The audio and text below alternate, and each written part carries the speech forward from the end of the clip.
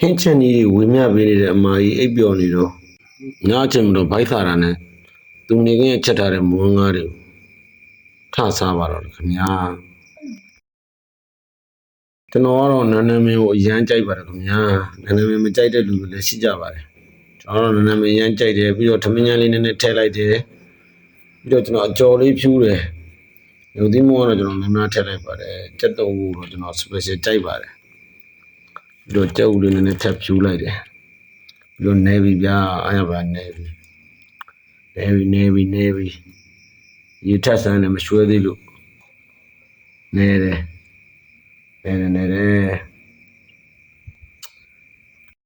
ဘုံနဲ့စားတာသိအားမရလို့ကျွန်တော်လက်နဲ့ပဲကြိတ်တပါတော့ခင်ဗျာကဲအားလုံးမကြိတ်ကြပါဦးကျွန်တော်တို့ကြိတ်ပြီဗျာလက်နဲ့အဲ့လိုအားရပါနဲ့စားတဲ့ feeling ကိုကြိုက်တယ်ပြီးတော့မွန်းကားကိုထမင်းလေးထည့်ပြီးစားတဲ့ feeling ကိုလည်းကြိုက်တယ်ကျွန်တော်တော့ဆွဲပြီဗျာဘိုက်ကလည်းစားချင်းကလည်းကိုက17နာရီထိုးနေပြီဆိုတော့ဘိုက်ကတော်တော်စားနေတယ်ခင်ဗျားတို့လည်းမွန်းကားစားပြလို့ရှင်တောင်းလိုမျိုးအဲ့လိုလက်နဲ့အားရပါရနေပြီးတော့စားကြည့်ဗျာရှယ်မိုက်တယ်ကျွန်တော်တို့ရှယ်ကြိတ်ပြီလက်နဲ့စားရဆိုမှကျွန်တော်လက်ကတော့အစောကြီးတယ်ကျွန်တော်ကြိုးစေးထားတာနော်လက်မစေးဘဲနဲ့ဝိုက်တယ်ဖြစ်မှာဆိုတော့ကျွန်တော်လက်ကတော့ကြိုတင်စေးထားတာလက်စေးပြီးမှကျွန်တော်စားတာပါဟိုကတော့ဘိုက်ကစားနေတော့တော်တော်လေးတော့စားလို့ကောင်းပါတယ်ခင်ဗျားတို့လည်းဘိုက်စားရတယ်ဆိုလို့ရှိရင်ကျွန်တော်လိုပဲစားကြည့်ဗျာကျွန်တော်ကတော့ food blogger လည်းမဟုတ်အချက်ပြုတ်တွေချက်ပြပေးတဲ့သူလည်းမဟုတ်ပါဘူးဟင်းချက်ကြီးတွေဝေမျှပေးနေတဲ့အမာကြီးအိပ်ပျော်နေတဲ့အချိန်မှာဘိုက်စားလို့ကိုယ့်ကိုထစားတဲ့စားသမားပဲဖြစ်ပါတယ်ခင်ဗျာစားလို့တော့အရင်ကောင်းပါတယ်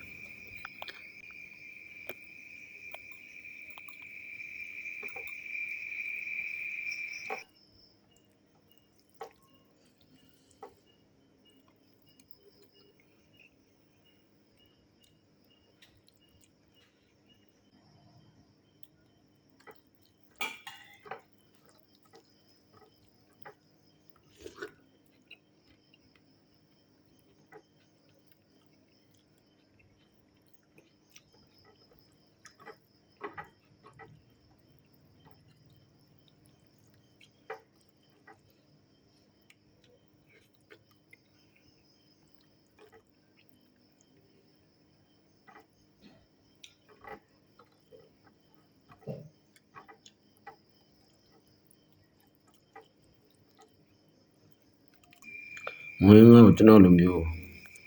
သမင်းညံထက်လက်နဲ့နဲ့